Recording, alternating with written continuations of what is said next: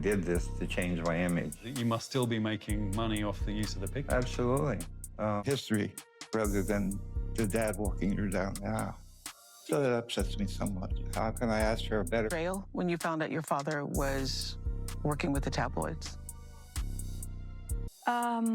Something strange happens when two people who have lived completely different lives suddenly start telling the exact same story. And not just any two people, a father and a mother. Two people who were never known for working together. Two people who for years seemed to live on opposite sides of a very complicated family situation. They didn't coordinate statements. They didn't sit in some quiet room planning how their words would sound. Their experiences came from different moments, different emotions, and different scars. But somehow, when they finally began speaking openly, the story they told lined up almost perfectly. And that is the part that is making people stop, rewind, and listen again. Because when one person speaks about a painful family rift, the world can easily dismiss it. People say, maybe it's bitterness, maybe it's jealousy, maybe it's just an old family wound being reopened in public. But when two people who experience things from completely different angles describe the same pattern, the same silence, the same strange distance, that's when the story becomes impossible to ignore. And suddenly the question isn't what happened. The question becomes, how long has this really been happening? Let's start with Thomas. Because for years, the public had already decided who Thomas Markle was before anyone really listened to him. The embarrassing father. The man caught staging paparazzi photos before the royal wedding. The father who kept appearing in interviews when everyone around him insisted he should just stay quiet. That version of him spread across headlines so quickly that most people never stopped to examine anything deeper. And to be fair, the optics were rough. The timing was disastrous. Every public appearance seemed to add another layer of chaos to an already explosive moment in royal history. So the public moved on with a simple conclusion. Thomas Markle had embarrassed his daughter. End of story. But here's the uncomfortable question that almost nobody stopped to ask. Why was he speaking to the press in the first place? Because that part of the story quietly disappeared beneath the noise. Thomas wasn't ignoring his daughter. He wasn't trying to provoke her. According to his account, he was doing the exact opposite. He was calling, texting, sending messages through every normal path a father has when he wants to reach his child. And every single attempt hit silence. Not anger, not a clear rejection, just nothing. And anyone who has ever experienced that kind of silence knows it carries a very specific weight. It's not loud enough to fight against. It's not dramatic enough to explain to people easily. It just sits there, day after day, call after call, message after message, until eventually you begin asking yourself a question that feels almost unbearable. Why won't they answer? For Thomas, the silence stretched on long enough that the normal doors closed one by one. Private conversations didn't happen. Attempts at reconciliation went nowhere. And eventually, the only door that appeared even slightly open was the press. Was it a good decision? Probably not. But when someone feels like every private path has been sealed shut, sometimes they start knocking on the only door that hasn't slammed in their face yet. And the strange part about Thomas's story is that it never sounded like rage. You would expect anger from someone who believed they had been abandoned, but his tone often came across as something much quieter, something almost more painful. Confusion. The kind of confusion that comes from replaying years of memories in your head trying to find the exact moment where everything changed. Because from Thomas's perspective, there wasn't some explosive family argument. There wasn't a dramatic confrontation. Instead, the distance appeared slowly, quietly, almost invisibly. And that kind of distance is the hardest to process. When families fall apart, people usually remember the moment it happened, the argument, the betrayal, the slammed door. But Thomas couldn't point to a single moment, just a slow withdrawal that stretched so gradually it took years before the full distance became undeniable. And while he was sitting inside that silence, something else was happening in the public eye. The world was watching interviews filled with warmth, stories about family, conversations about how important loved ones were, moments that appeared genuine and heartfelt. And from the outside, those moments made perfect sense. But from Thomas's perspective, they looked completely different, because while the world was seeing connection, he was experiencing absence. That gap between what the public saw and what he was living through created a kind of emotional whiplash that few people could even imagine. It's one thing to lose contact with someone privately. It's another thing entirely to watch millions of people celebrate that person for their closeness to family while your own calls go unanswered. And that's where the story begins to take an even more unexpected turn. Because Thomas wasn't the only person describing this strange distance. Eventually, another voice entered the conversation. A voice the public had always associated associated with warmth, calm, and quiet dignity. Doria, Meghan's mother. For years, the world saw Doria as the emotional anchor in the story, the graceful presence at the royal wedding, the loving mother standing proudly beside her daughter during one of the most watched events on earth. People felt drawn to her. She seemed real in a world that often felt carefully staged. But when Doria began quietly hinting at her own experience behind the scenes, the story started to shift in a way no one expected, because what she described wasn't a dramatic falling out. It wasn't hostility. It was something more subtle, something structured,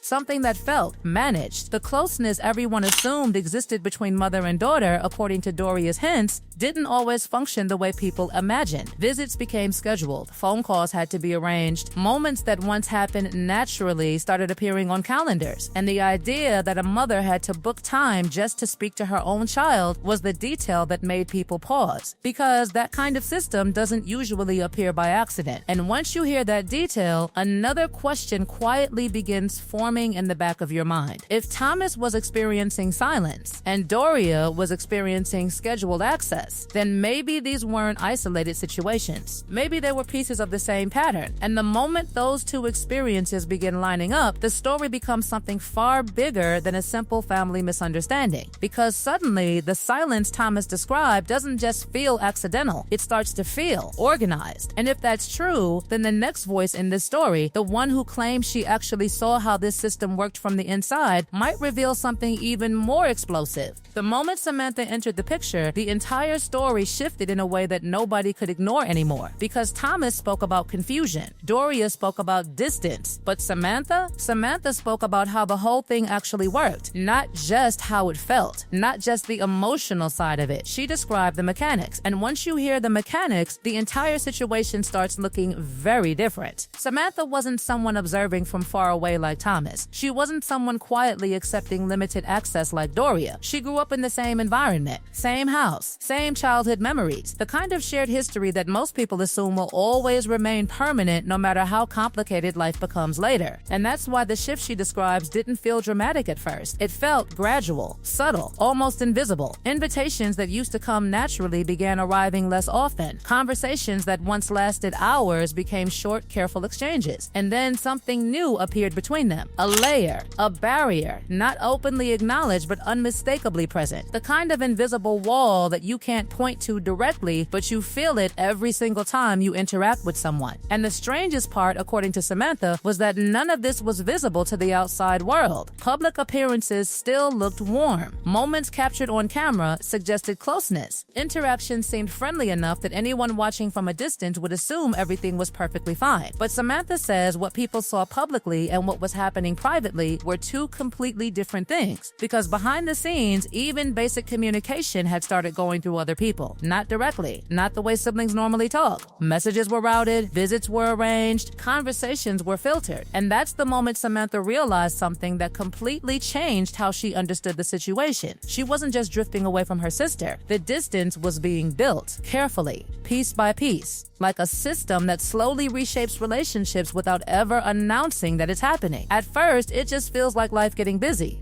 Then it feels like scheduling conflicts. Then it feels like misunderstandings. Until one day you suddenly realize you no longer have direct access to someone who used to be a constant presence in your life. And the realization hits you all at once. The closeness didn't disappear overnight. It was replaced by something more controlled, something more calculated. Samantha described moments that looked genuine on camera but felt completely different in reality. Gestures that appeared spontaneous had already been planned. Interactions that seemed natural had been thought through beforehand, almost as if every moment between family members had to pass through a filter before it could happen. And that detail changes everything, because most people understand that public figures sometimes perform for cameras. That part isn't shocking. But Samantha wasn't describing simple public politeness. She was describing a situation where even private family interactions felt assembled, constructed, designed to produce a certain image. And if that's true, then the warmth people saw might not have been entirely fake, but it might not have been entirely real either. It may have been something carefully positioned in between. And that realization is what made Samantha's story so uncomfortable to hear, because she wasn't just describing emotional distance. She was describing the process that created it, the machinery behind it, the quiet system that slowly reshaped multiple relationships at the same time. And once you notice that pattern, it starts appearing everywhere in the story. Thomas struggling to reach his daughter,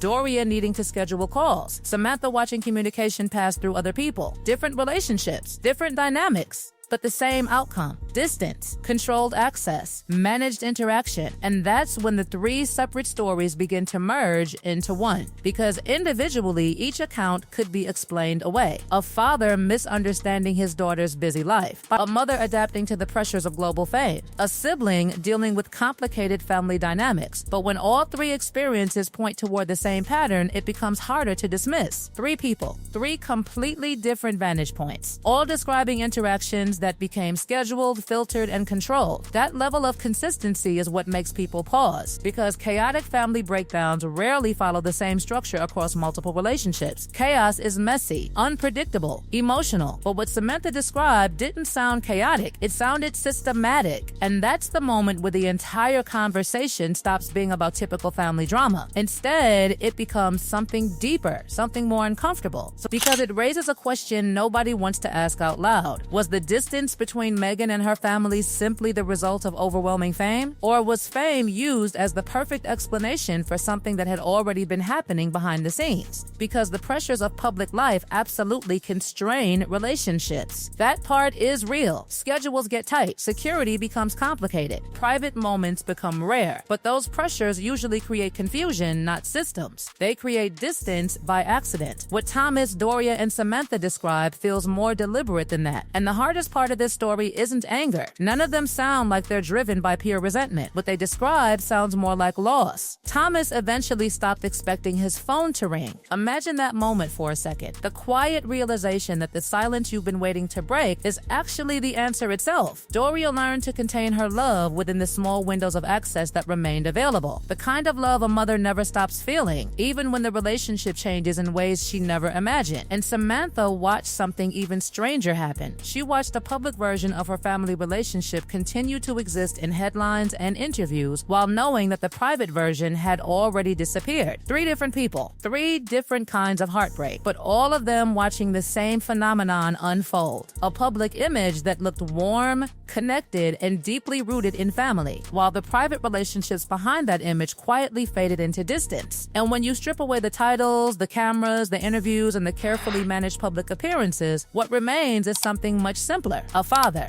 a mother, a sister, three voices, three experiences, and one haunting question left hanging in the air. If the people who loved you before the world ever knew your name start telling the same story, would you stop and listen? Or would the image you built be too powerful to question anymore?